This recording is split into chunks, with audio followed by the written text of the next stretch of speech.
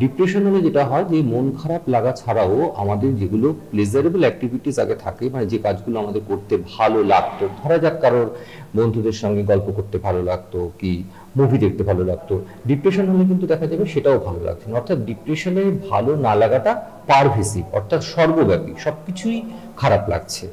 Stress বিষয়টা আমাদের সবার জীবনেই আছে, সব বয়সের মানুষের জীবনেই আছে এবং আমরা প্রতিদিনই সেটা ডিল করি। এখন প্রত্যেকটি মানুষের একটা নির্দিষ্ট ক্ষমতা থাকে কতটা স্ট্রেস নেওয়ার।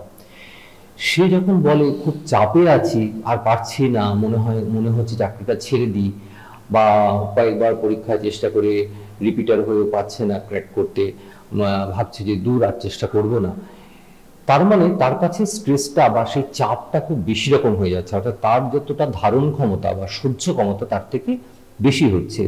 এই জায়গাটা বুঝতে হবে যে তাহলে আমার যদি ধারণ ক্ষমতাটা কম হয় তাহলে আমার ধারণ ক্ষমতাটা বাড়াতে হবে।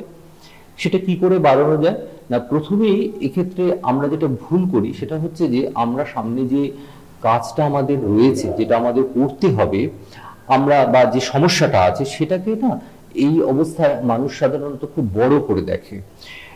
সেই জন্য তখন দরকার এই স্ট্রেস ম্যানেজমেন্টে ফার্স্ট হচ্ছে যে যেটাকে আমি স্ট্রেস মনে করছি, যে চাপটা, সেটাকে একটু টুকরো টুকরো করে বা কম্পার্টমেন্ট করে অ্যানালিসিস করে ভাগ করা, যে এর মধ্যে কি কি উপাদান রয়েছে, কি কি টুকরো রয়েছে।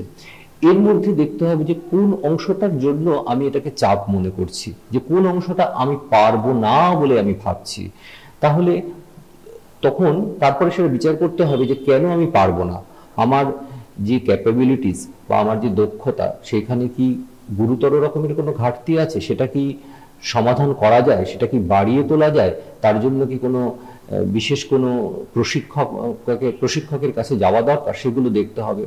অনেক সময় এই অ্যানালিসিস করে সে নিজেই বুঝতে পারবে যে যেটাকে সে মনে করছে যে অনতিক্রম্য বা ওভারকাম করা যাবে না, সেটা আসলে অতিক্রম করা যাবে।